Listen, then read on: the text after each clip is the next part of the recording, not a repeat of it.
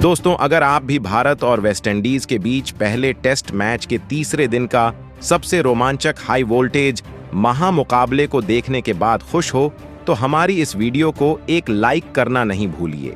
आज की हमारी इस वीडियो का लाइक टारगेट 500 लाइक है, तो दिल से एक लाइक जरूर कीजिए। दोस्तों, नरेंद्र मोदी क्रिकेट स्टेडियम में टेस्ट इतिहास की दो सबसे बड़ी टीम एक दूसरे के आमने सामने आई।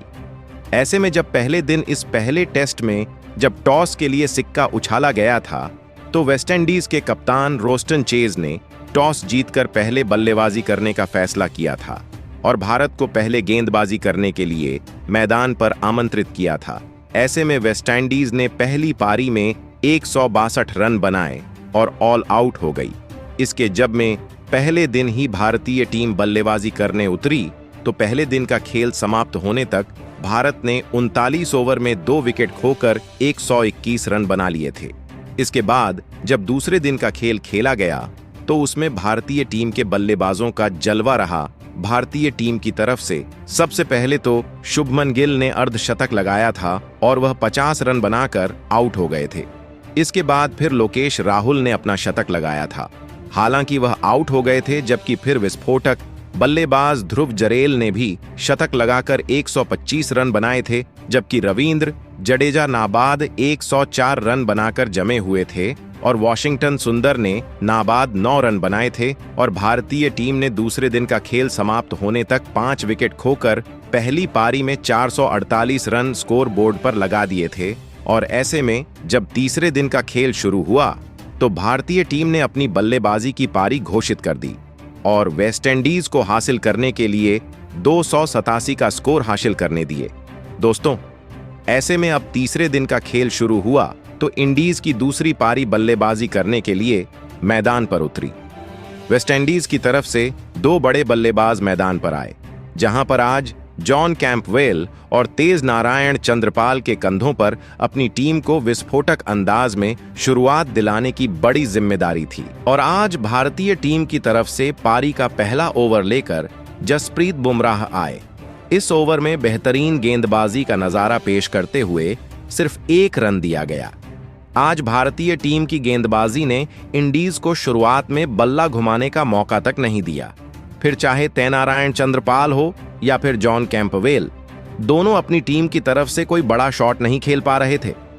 आखिरकार 6वें ओवर में यह हुआ कि मोहम्मद सिराज जब गेंदबाजी करने आए, तो अंतिम गेंद पर तेज नारायण चंद्रपाल ने क्रीज में रहकर गेंद को थर्ड मैन की तरह पंच करके चौका हासिल किया। और इस प्रकार 6 ओवर में आज इंडीज ने 12 रन तो बनाए, मगर यह आज दिन का पहला चौका होता है।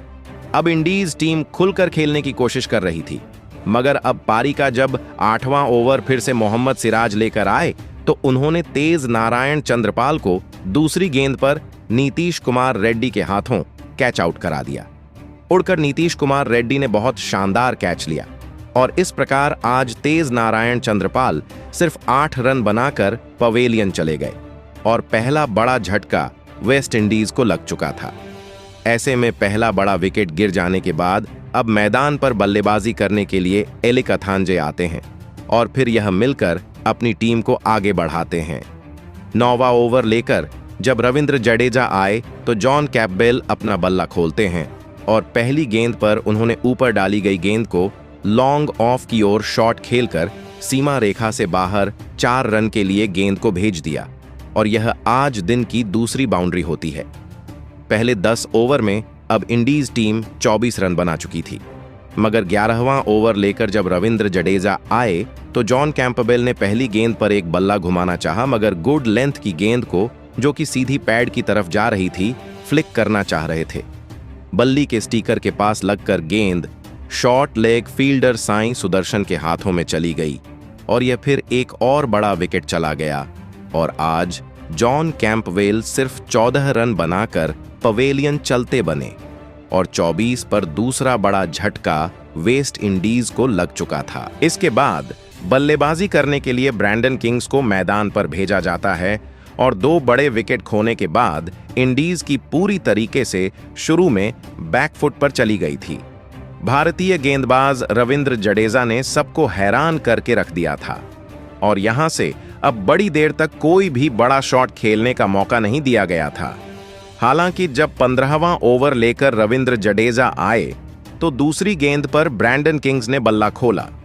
ऊपर डाली गई गेंद को डीप कवर्स की ओर ड्राइव करके एक सीमा रेखा से बाहर 4 रन के लिए भेज दिया और 15 ओवर में अब वेस्ट इंडीज टीम बेहतरीन 30 रन बना चुकी थी। मगर 2 विकेट जाने के बाद अब वेस्ट इंडीज पूरी तरीके से दबाव में थी। 16वां ओवर लेकर China man spinner Kuldeep Yadav आए तो एलिका थांजे ने अंतिम गेंद पर एक बड़ा शॉट खेला। रॉन्ग बन गेंद को पिक करके रिवर्स स्वीप लगाकर चौका लगा दिया और अब 34 रन वेस्ट इंडीज टीम बना चुकी थी।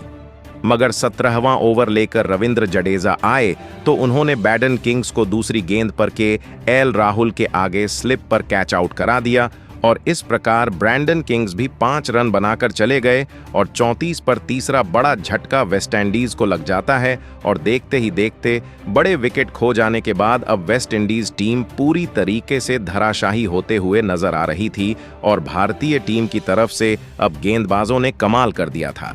इसके बाद बल्लेबाजी करने के लिए रोस्टन चेस कप्तान आते हैं और 3 बड़े विकेट गिर जाने का अब प्रेशर पूरी तरीके से वेस्ट इंडीज पर आ जाता है और इसी का फायदा फिर कुलदीप यादव 18वें ओवर में उठाते हैं और वह तीसरी गेंद पर वह रोस्टन चेस को क्लीन बोल्ड कर देते हैं और कप्तान सिर्फ 1 रन बनाकर आज पवेलियन चले गए और देखते ही देखते 35 पर 4 बड़े झटके वेस्ट इंडीज को लग चुके थे। यह देखकर भारतीय कप्तान अपने गेंदबाजों से बेहद ज्यादा खुश नजर आ रहे थे। भारतीय गेंदबाजी ने सच में आज लाजवाब गेंदबाजी करके शुरू से ही वेस्ट इंडीज को बैकफुट पर धकेल दिया था। अब बल्लेबाजी करने के लिए साई होप मैदान पर आते हैं और इसके बाद रविंद्र जडेजा जब 19वां ओवर लेकर आए तो एलेथंजे अपना बल्ला खोलते हैं और 5वीं गेंद पर लेग स्टंप के बाहर डाली गई गेंद को फुल लेंथ की गेंद को डीप पॉइंट की ओर रिवर्स स्वीप लगाकर एक चौका लगा दिया जाता है और 19 ओवर में अब 43 रन इंडीज टीम बना चुकी थी। 4 बड़े विकेट गिर जाने के कारण वेस्ट इंडीज टीम बुरी तरीके से दबाव में थी और रविंद्र जडेजा इस दबाव का फायदा 21वें ओवर में उठाते हैं और अंतिम गेंद पर वह साई होप को भी यशस्वी जायसवाल के हाथों कैच आउट कराते हैं और इस प्रकार 1 रन बनाकर साई होप पवेलियन चले गए और 5 बड़े विकेट वेस्ट इंडीज के जा चुके थे, यानी कि 46 पर आधी वेस्ट इंडीज टीम पवेलियन लौट गई थी।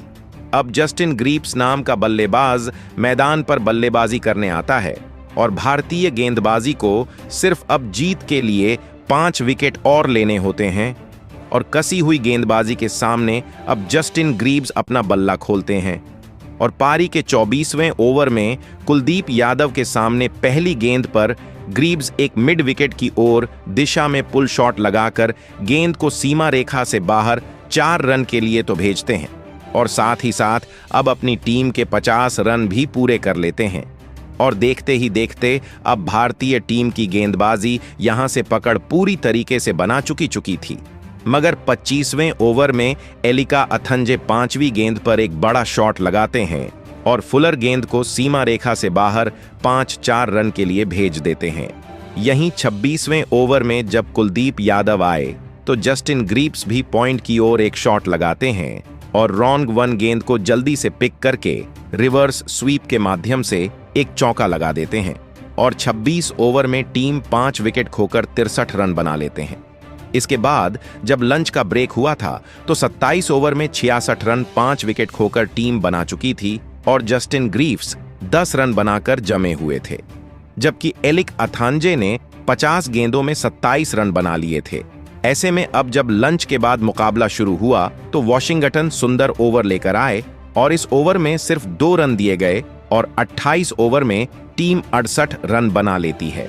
मगर जब 29वां ओवर लेकर जसप्रीत बुमराह आए तो 6वीं गेंद पर जस्टिन ग्रीव्स क्रीज में रहकर पंच करके एक शानदार 4 रन के लिए गेंद को भेज देते हैं और टीम अब 76 पर पहुंच गई थी। तो फिर 30वें ओवर में वॉशिंगटन सुंदर आए तो जस्टिन ग्रीव्स अपना बल्ला खोलते हैं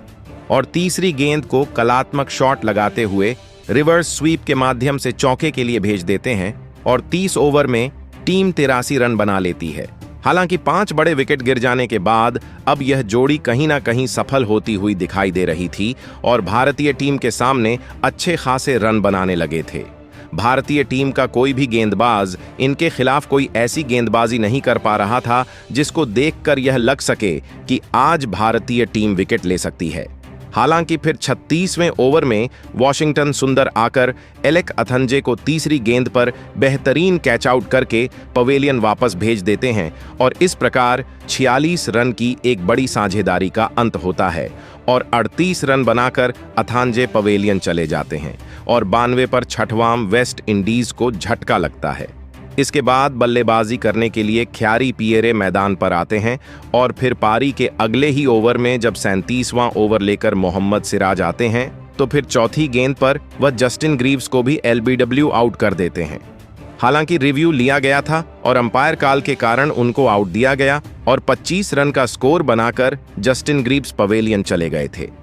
98 पर 7 बड़े विकेट वेस्ट इंडीज के जा चुके थे।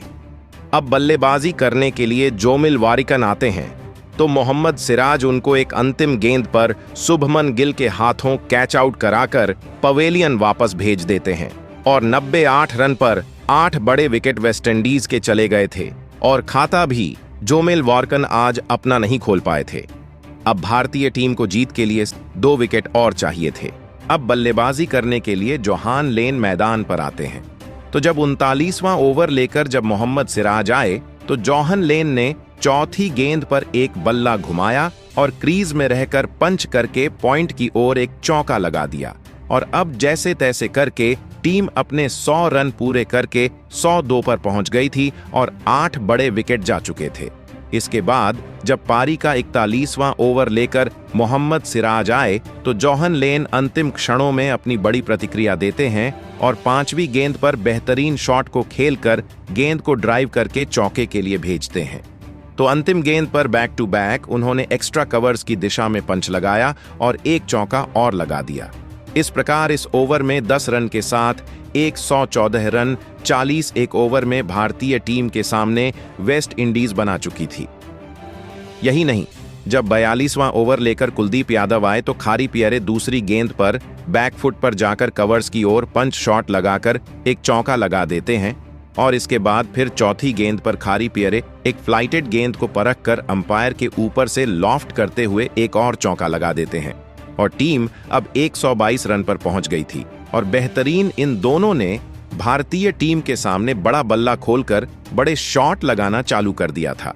मगर 44वां ओवर लेकर रविंद्र जडेजा आए तो जोहान लेन ने बेहतरीन उनको पहली गेंद पर एक शॉट लगाना चाहा मगर मिस टाइम हुए और नीचे बेहतरीन सिराज ने कैच पकड़ लिया और 14 रन बनाकर जोहान लेन पवेलियन चले गए और 122 पर 9 बड़े विकेट वेस्ट इंडीज के चले गए थे। अब अंतिम विकेट के रूप में जेडन सील्स मैदान पर आए और आते हुए रविंद्र जडेजा को टारगेट करते हुए अगली ही गेंद पर घुटना टिकाकर स्लॉग स्वीप करके गगनचुंबी 6 लगा देते हैं तो फिर उसके अगली ही गेंद पर वह फील्डर के ऊपर से लॉफ्ट करके कवर्स की तरफ एक चौका लगाते हैं और इस प्रकार इस ओवर में 10 रन जाते हैं और टीम अब 132 रन बना चुकी थी। भारतीय टीम से तो वैसे ही बेहद ज्यादा पीछे थी और जीत असंभव थी। भारतीय टीम को जीतने के लिए सिर्फ 1 विकेट की आवश्यकता थी मगर अब जेडन सील्स ने बल्ला खोला था और फिर 46वां ओवर लेकर आए कुलदीप यादव ने जेडन सील्स को ही पहली गेंद पर कैच आउट कर दिया और पवेलियन की राह दिखा दी और इस प्रकार अब पारी का वेस्ट इंडीज की दूसरी पारी का अंत हो जाता है और 146 रन पर पूरी टीम ऑल आउट हो जाती है। भारतीय टीम ने इस महामुकाबले को एक पारी और 140 रन के बड़े अंतर से जीतकर इतिहास रच दिया और पहला टेस्ट महामुकाबला अपने नाम कर लिया। इस महामुकाबले में भारतीय टीम के जीत के सबसे बड़े हीरो रविंद्र जडेजा रहे, जिन्होंने सबसे पहले तो भारतीय टीम की तरफ से बल्लेबाजी करते हुए पहली पारी में 104 रन की नाबाद शतक लगाया था। फिर दूसरी पारी में गेंदबाजी करके 4 अहम विकेट लिए थे और इसके कारण इनको प्लेयर ऑफ द मैच का अवार्ड से नवाजा गया। हालांकि इस दौरान भारतीय टीम की बल्लेबाजी कमाल की रही और बेहतरीन लोकेश राहुल के द्वारा 177 गेंदों में 100 रन की पारी देखने को मिली थी। शुभमन गिल ने 100 गेंदों में 50 रन बनाए थे। ध्रुव जुरैल ने आज बेहतरीन बल्लेबाजी करके पहली पारी में 210 गेंदों में 125 रन ठोके थे। रविंद्र जडेजा के नाबाद 104 रन की बदौलत पहली पारी में भारतीय टीम ने 448 रन 5 विकेट खोकर हासिल किए थे और इसके दम पर अब वेस्टइंडीज को हासिल करने के लिए 287 का लक्ष्य दिया गया था, मगर इंडीज यह नहीं कर पाई। यानी कि भारतीय गेंदबाजी और बल्लेबाजी दोनों कमाल की रही। जसप्रीत बुमराह, मोहम्मद सिराज या रविंद्र जडेजा या कुलदीप यादव सब ने बराबर सहयोग दिया और जिसके कारण भारतीय टीम जीत पाई। ऐसे में भारतीय टीम के प्रदर्शन को आप 10 में से कितने अंक देंगे? प्रतिक्रियाएं कमेंट में दीजिए। नए हैं, सब्सक्राइब करना नहीं भूलिए। धन्यवाद।